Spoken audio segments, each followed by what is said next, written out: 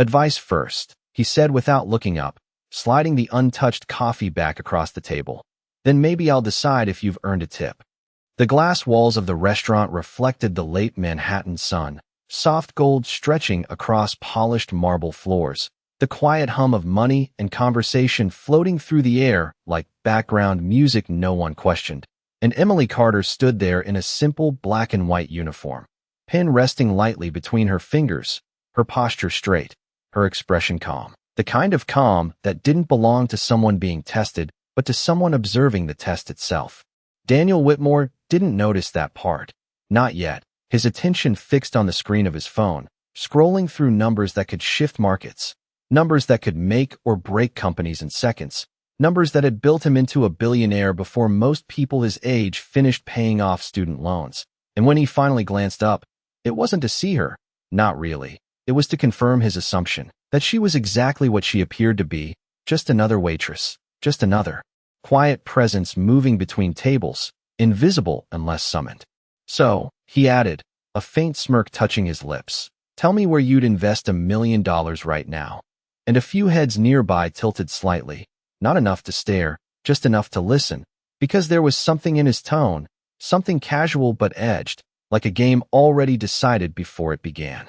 Emily didn't answer immediately, not because she didn't know, but because she was choosing how much of the truth to reveal, her eyes flickering briefly to his wrist, the polished steel of a Swiss watch catching the light, then to the half-finished contract folder resting beside his phone, then back to his face.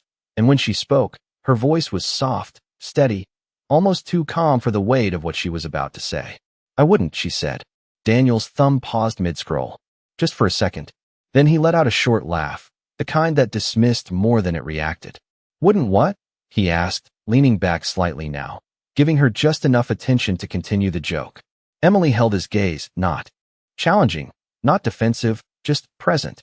I wouldn't invest it the way you're thinking, she continued, her tone even, measured. Because if you're asking that question without adjusting for current liquidity pressure in emerging markets, you're already about 6 months behind. The air shifted. Subtle, almost invisible, but it shifted. Daniel's smile didn't disappear, not yet, but it tightened, just enough to lose its ease, his eyes narrowing slightly as he set his phone down on the table for the first time since she'd approached, and for a brief moment, something unfamiliar flickered across his expression, not offense, not amusement, but recognition, the quiet realization that the game he thought he was playing might not belong to him anymore. Around them, the restaurant continued as if nothing had changed. Glasses clinked, conversations flowed, waitstaff moved with practiced rhythm. But at that table, in that small pocket of space, something had already begun to tilt, something quiet, something irreversible, and Emily, still holding her pen, still standing in the same place, hadn't raised her voice, hadn't changed her posture, hadn't done anything that would draw attention. And yet, somehow, she had already taken control of the conversation without asking for it, without announcing it, without needing to, because some shifts don't come with noise, they come with precision, and Daniel Whitmore was just beginning to feel it. Daniel did not respond right away, and that silence stretched longer than it should have, just enough for the weight of her words to settle into the space between them. And for the first time that afternoon, he was no longer the one controlling the tempo, his fingers resting still against the edge of the table, his phone forgotten beside him as he studied her more carefully now, not as staff, not as background, but as a variable he had failed to account for. And he leaned forward slightly, not aggressive, not defensive, but curious in a way that felt unfamiliar even to himself. 6 months behind. He repeated, his voice quieter now. The mockery softened into something sharper, something searching, and Emily did not rush to fill the space. She let the question sit. Let him feel the gap between assumption and understanding before she answered. Global capital has been shifting towards short-term stability, she said, her tone still calm, still even. But most portfolios like yours are still structured for long-term expansion, and that mismatch creates exposure, especially if you are overcommit in sectors that depend on consistent liquidity. And she paused, just briefly, her eyes flicking once more to the folder on the table, then back to him. Which you are, she added, not as an accusation, not as a challenge, but as a simple statement of fact. and something in Daniel's expression changed again, more subtle this time. The kind of shift that only showed in the tightening of his jaw, the slight narrowing of his eyes, the quiet recalibration happening behind them as he processed not just what she said, but how precisely she said it, and around them. The low murmur of the restaurant continued, unaware that the balance at table 17 had already tilted twice in less than a minute, and he leaned back now, slower, more deliberate, his gaze never leaving her face. "You are making a lot of assumptions," he said, but there was no laughter in his voice this time, no easy dismissal, just a measured tone, testing, probing, and Emily gave the smallest nod, acknowledging the point without retreating from it. "I am making observations," she replied, and there was no arrogance in her voice, only clarity. Assumptions would require less evidence, and that line did something he did not expect. It did not challenge him. It did not provoke him.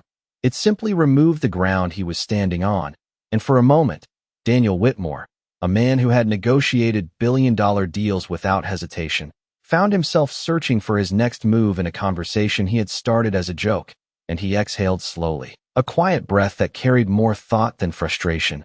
"All right," he said, nodding once as if agreeing to a new set of rules neither of them had spoken out loud.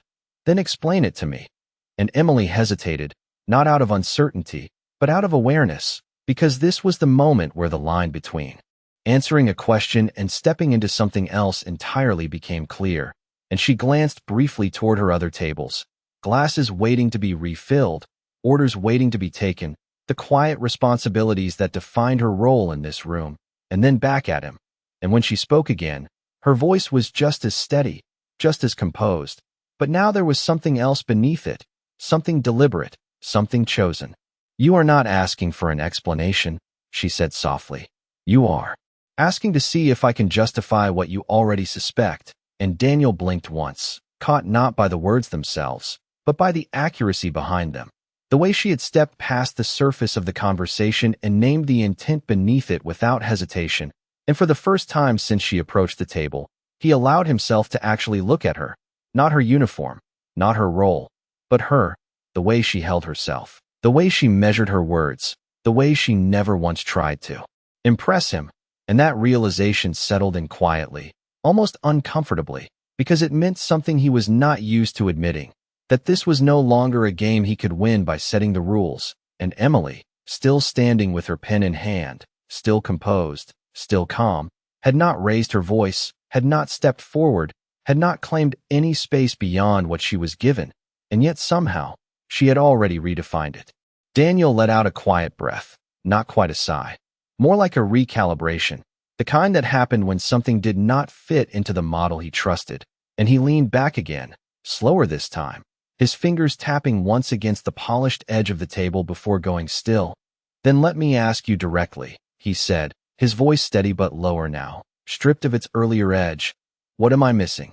And Emily did not answer immediately, not because she needed time, but because she understood the weight of that question, because it was no longer a test, it was an opening, and those were rare, especially from someone like him.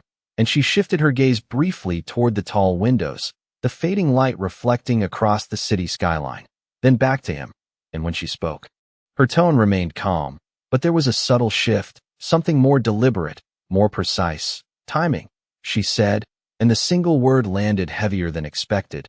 "You are operating on projections that assume stability, but the indicators do not support that anymore." And Daniel's brow tightened slightly, not in disagreement, but in focus. "Which indicators?" he asked, leaning forward again. But this time there was no performance in the movement, no display, just attention, and Emily met it evenly. "Commodity flow volatility over the last 2 quarters, she replied, "combined with tightening credit conditions in secondary markets, especially in Southeast Asia, and the way institutional capital has started rotating into short-term instruments instead of long-term equity positions." And she paused, just enough to let the pattern form.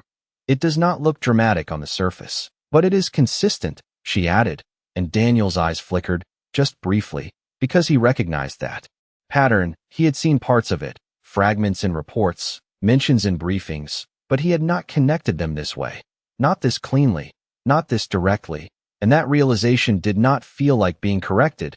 It felt like something being revealed, something he should have seen, and he exhaled again, slower now, his gaze dropping for a moment to the contract folder beside his hand. And when he looked back up, there was no trace of the earlier amusement left, only focus. "And you think I am exposed," he said, not as a challenge, but as a confirmation, and Emily gave a small nod, not dramatic, not emphatic, just certain. "I think your current structure leaves you vulnerable if the shift accelerates," she replied, and the word vulnerable hung there, quiet but undeniable, and Daniel did not respond right away, his fingers resting lightly against the table, his mind already moving through scenarios, recalculating positions, adjusting assumptions, and for a moment, the restaurant around them seemed to fade, the conversations, the movement, the background noise all dissolving into something distant, because the space at that table had changed again. It was no longer a casual exchange, it was.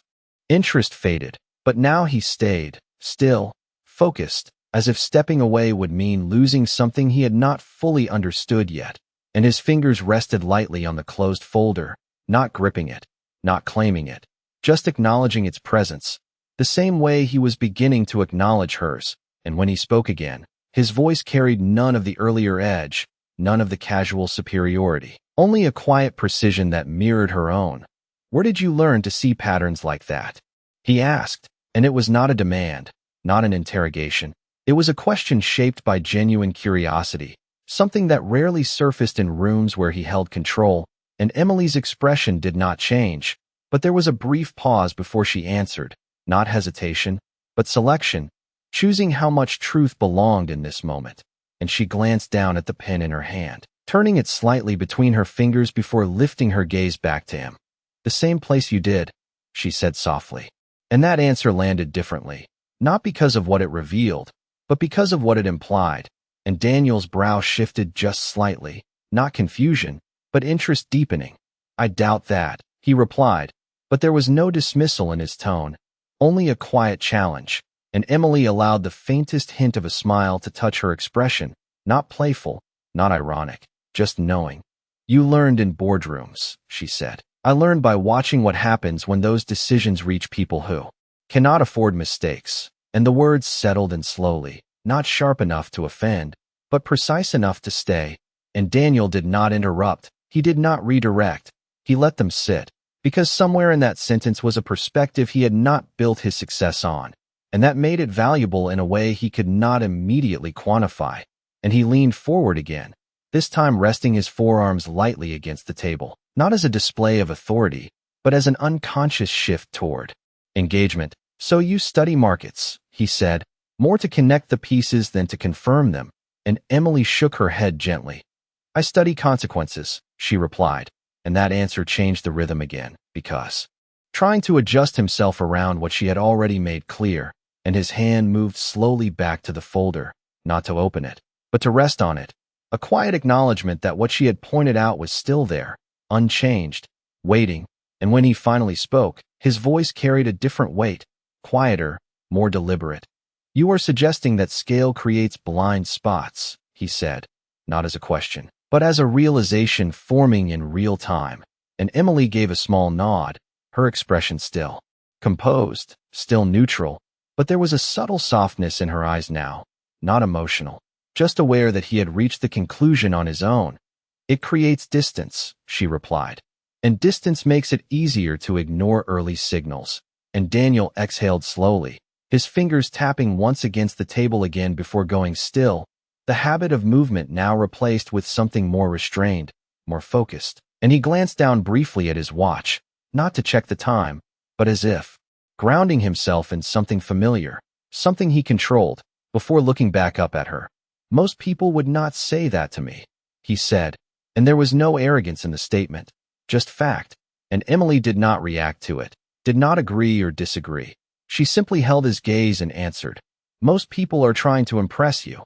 And that line landed cleanly, without force, without edge, but it removed something else from the space between them, something unspoken, something that had been shaping every interaction he had that day before this one. And Daniel let out a quiet breath, almost a laugh, but not quite, more like recognition, and he nodded once, slowly. "And you are not he said, and Emily shook her head gently. No, she replied. I am just doing my job. And that answer could have meant anything. But in that moment, it meant everything, because it reframed the entire exchange. It stripped away the idea that she was performing, that she was trying to prove something, and instead placed her exactly where she had been from the beginning, present, attentive, precise, and Daniel leaned back again, this time not retreating, but settling into the conversation fully, his posture. No longer defensive, no longer dominant, just engaged, and his eyes moved briefly across the room, taking in the quiet rhythm of the restaurant, the subtle movement of people who existed outside the world he controlled. And when he looked back at her, there was a new question forming, one that did not come from strategy, but from curiosity. Then why are you here? He asked, and the question hung there, simple on the surface, but layered beneath, because he was not asking about the restaurant. Not really. He was asking why someone who could see what she saw, understand what she understood, would choose to stand in this space, unnoticed by most, unrecognized by nearly everyone. And Emily paused, not because she did not have an answer, but because she understood the weight of it, and she glanced briefly at the surrounding tables, at the quiet details of the room, before returning her gaze to him. And when she spoke, her voice was just as calm as before, but there was something deeper beneath it now, something that did not need emphasis to be felt, because being right does not always mean being seen, she said, and the words settled between them with a quiet finality, not dramatic, not heavy, but undeniable, and Daniel did not interrupt, did not respond immediately, because for the first time in a long time, he was not searching for the next move. He was listening, and in that moment, the balance of power was no longer something either of them needed to define. It had already shifted, quietly, completely, without either of them asking for it. Daniel did not speak after that, and for a moment, the world outside their table seemed to return, the soft clinking of glassware, the low murmur of conversations, the quiet rhythm of a place that continued moving whether anything meaningful happened within it or not. But at that table, something had settled into a different kind of stillness, one that did not demand attention yet refused to be ignored, and he leaned back slightly, his gaze drifting once more toward the window, the skyline, stretching into the distance, every building representing decisions, risks, and outcomes he had spent years mastering, or at least believing he had. And now there was a fracture in that certainty, not large enough to break anything, but enough to let something new in. And when he turned back to her, his expression was no longer guarded, no longer measured in the same way. It was open in a way that felt unfamiliar even to him. You could be somewhere else, he said quietly, and it was not a suggestion, not an offer, just a recognition. And Emily did not react immediately, her posture unchanged, her presence still grounded in the role she had never tried to step outside of, and she glanced briefly at the table behind him, noticing a guest waiting for a refill, a small detail, a simple responsibility, before returning her attention to him. I am somewhere else, she replied, and the answer was subtle, almost easy to miss. But Daniel caught it, the way she reframed the idea of place, not as location, but as awareness, and he nodded slowly, more to himself than to her, processing the shift in meaning, and his hand moved again toward the folder, this time opening it without hesitation, flipping through the pages with a sharper focus than before, his eyes scanning numbers, projections, notes. But now he was not just reading them, he was testing them against what she had said, adjusting, recalibrating. And there it was again, the same pattern, the same early signals he had overlooked because they did not fit the narrative he had already built. And he closed the folder with more certainty this time, not confusion, but clarity beginning to take shape. And he looked up at her once more, his voice steady, but quieter than it had been at any point before. If I shift now, he said, I take a short-term loss. And Emily nodded, not as agreement, but as acknowledgement of the trade-off. Yes, she said simply, and Daniel held her gaze for a moment longer, then added, but if I do not. And he did not finish the sentence, because he did not need to, and Emily did not complete it for him. She let the implication sit, because understanding did not require explanation anymore, and that silence between them was no longer uncertain, it was shared, and for a brief moment, the roles that defined them in that room faded entirely, replaced by something simpler. Two people looking at the same problem from different distances, arriving at the same conclusion, and Daniel exhaled slowly, the decision forming not as a reaction, but as a correction, and he reached for his phone, pausing just before unlocking it, his eyes lifting back to her one more time. "You knew I would see it," he said, not as a question, but as a realization. And Emily gave the slightest shake of her head, her expression unchanged. "No," she replied softly, "I just said it." And that answer stayed with him longer than anything else she had said, because it removed intention, removed strategy, left only truth. And Daniel nodded once, a small, almost imperceptible motion, before unlocking his phone, his thumb moving across the screen with renewed purpose, sending a brief message that would begin shifting positions he had spent months building. And as he did, the weight of the decision did not feel like loss, it felt like alignment. And when he set the phone down again, he did not immediately look at her. He let the moment settle first, the quiet acknowledgement that something had changed not just in the numbers, but in him. And when he finally lifted his gaze, there was no trace of the man who had started this conversation as a joke, only someone who had listened and understood. And for the first time that afternoon, Daniel Whitmore did not feel the need to lead the conversation. He simply said, "Thank you." And the words were quiet, but they carried more weight than anything he had said before. And Emily, still holding her pen, still standing in the same place, gave a small nod, not accepting praise, not rejecting it, just acknowledging the moment as it was, calm, precise, and complete. Emily turned slightly, her attention shifting for the first time away from him as she stepped toward the nearby table, refilling a glass with steady hands, her movements quiet, efficient, unchanged by anything that had just happened. And that contrast stayed with Daniel more than the conversation itself. The way she moved seamlessly back into her role, as if nothing significant had occurred, as if reshaping his entire perspective had been just another part of her shift. And he watched her for a moment, not out of curiosity anymore, but out of something closer to respect, the kind that did not need to be announced, only recognized. And when she returned, her posture was the same, her expression calm. But now there was a subtle distance again, not cold, not dismissive, just the natural boundary of someone who had already given what was needed and nothing more. And Daniel noticed it immediately, the shift back, the quiet closing of a door that had never fully opened in the first place. And he sat there for a second longer than necessary, his hand resting lightly on the table, his phone silent beside him, the contract no longer the center of his attention. And when he finally spoke, his voice carried something new, something measured, not seeking control, not testing, just asking. "Emily," he said, using her name for the first time. And she paused, her eyes meeting his again, attentive but neutral. "Yes," she replied. And he held that moment for just a second, as if choosing his next words more carefully than he had chosen any before. "If I had not asked," he said slowly, "would you have said anything?" And the question lingered, not heavy, but precise. And Emily considered it, not with hesitation, but with clarity, her gaze steady, her answer simple. "No," she said, and there was no regret in it, no second thought, just truth. And Daniel gave a small nod, absorbing that, understanding that nothing she had said came from a need to prove, or to correct, or to influence. It came only because he had opened the space for it. And that realization settled deeper than he expected, because it meant the value of what he had just received was not something offered freely.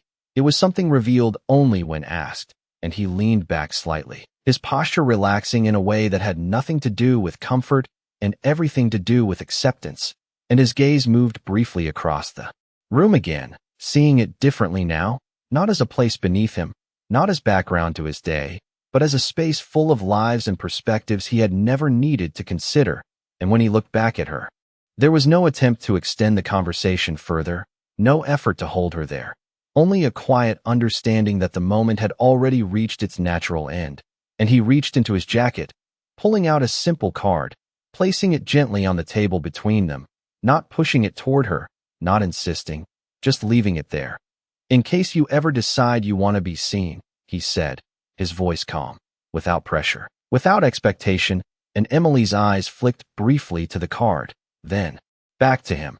And for a moment, there was something in her expression that shifted, not enough to change her composure, but enough to suggest that the words had landed, and she did not pick it up immediately.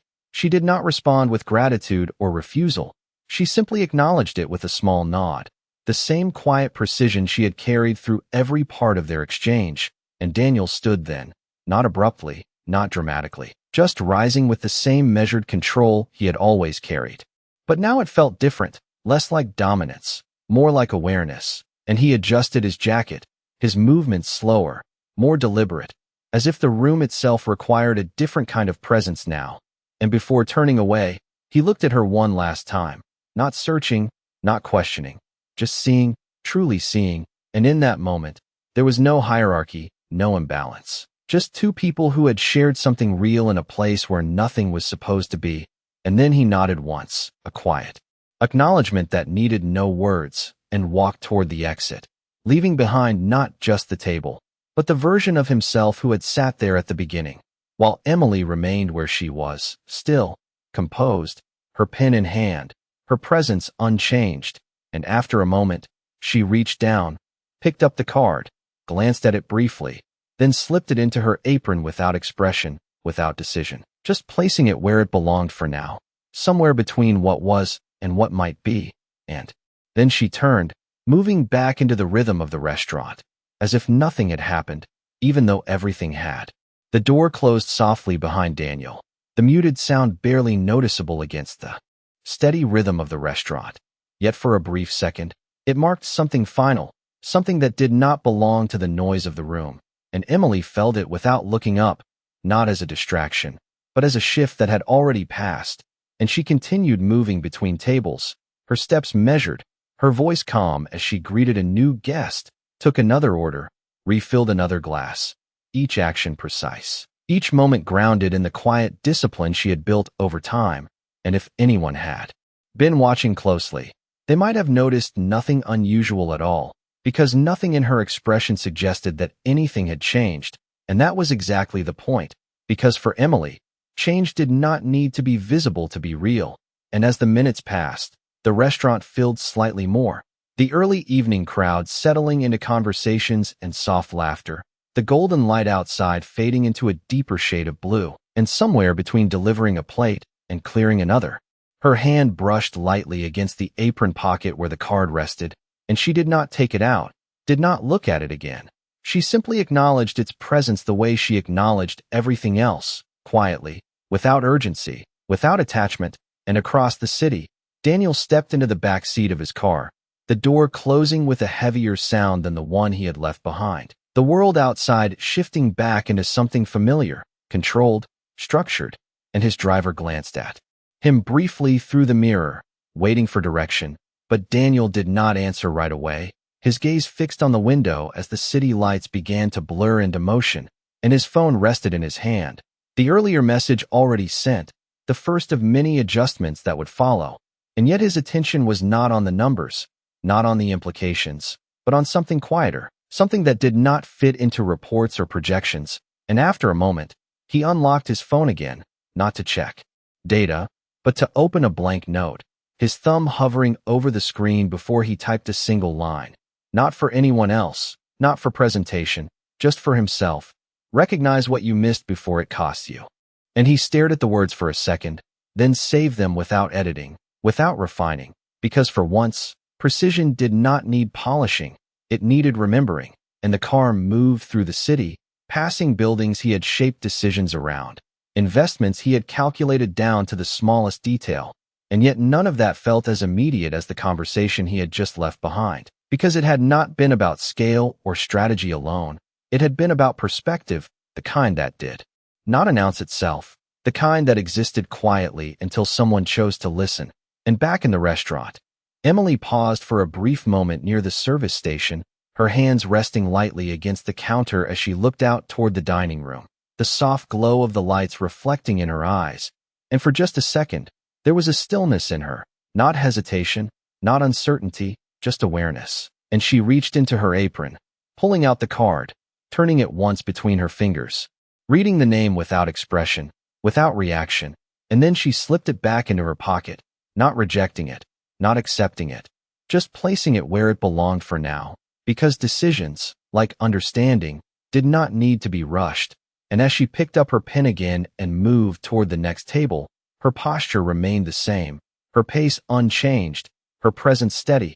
And if anyone had asked what had happened that evening, there would have been no clear answer, no dramatic moment to point to, no obvious turning point, just a quiet conversation that ended the way it began, without spectacle, without announcement, and yet somewhere between a question asked as a joke and an answer given without hesitation, something had shifted, not loudly, not visibly, but completely, and neither of them needed to say it out loud to know it was true. The night moved forward the way it always did, quietly, steadily, without waiting for anyone to catch up, and inside the restaurant, the last wave of guests began to settle into the soft rhythm of late evening, conversations lowering, laughter becoming softer, the kind of calm that came after the busiest hours had passed, and Emily continued her shift the same way she had started it, attentive, composed, moving from table to table with the same quiet precision. But there was something different now, not in what she did, but in what lingered beneath it, something subtle, something that did not change her actions but changed the way the moment sat within her. And as she cleared a table near the window, she paused just briefly, her gaze drifting outward to the city lights stretching into the distance, reflections of movement and ambition and countless decisions being made somewhere beyond that glass. And for a second, the noise of the room faded again, not because it stopped, but because her attention shifted inward, and her hand moved once more to the pocket of her apron, resting there without urgency, without intention, just acknowledging what was still there. And she did not take the card out this time. She did not need to, because its presence had already done what it was meant to do. It had asked a question, without words, the same way she had answered one earlier. And across the city, Daniel sat in his office now, the skyline no longer distant but framed around him through tall glass windows, the same buildings he had passed now standing still, lit from within, and his desk was covered in reports, numbers, projections, the language he had spent years mastering. And yet his attention was not moving the way it usually did, not jumping from one data point to another, not chasing outcomes, but pausing, considering. And he picked up the folder again, opening it with a different kind of focus, not to confirm what he already believed, but to question it. And that shift, small as it seemed, changed everything. And he began marking notes, not corrections, but adjustments, small shifts that would ripple outward into decisions, into strategies, into outcomes that would look, from the outside, like calculated brilliance. But he would know the truth, that they began not in a boardroom, not in a meeting, but in a quiet conversation no one else had noticed. And he leaned back slightly, his eyes moving to the note he had written earlier, the single line still sitting there, simple, unpolished, and he added another beneath it, slower this time. Listen before you assume. And he set the pen down, not because the thought was finished, but because it did not need more words. And back in the restaurant, Emily tied the final knot of her apron as her shift came to an end, her movements unhurried, her expression unchanged, and she stepped outside into the cool night air, the city alive around her in a different way now, louder, brighter, but still carrying that same undercurrent of quiet stories, unfolding in places most people never looked. And she walked a few steps before stopping, reaching into her pocket and finally taking the card out, holding it between her fingers as she looked at it for a moment longer than before, not searching for meaning, not weighing options, just seeing it clearly for what it was, an invitation, not a solution. And after a second, she slipped it back into her pocket, not because she had decided anything, but because she understood something more important, that where she stood, what she chose, and when she chose it, would not be defined by who noticed her, but by what she already knew. And she continued walking, her steps steady, her pace unchanged, blending into the rhythm of the city the same way she had blended into the room, unnoticed by most, but no longer underestimated by the one person who had finally taken the time to listen. And somewhere between the quiet of that restaurant and the noise of the world outside, a simple truth had settled into place, not spoken, not declared, but understood, that intelligence does not ask to be seen, it waits, and when the moment comes, it speaks just enough to change everything.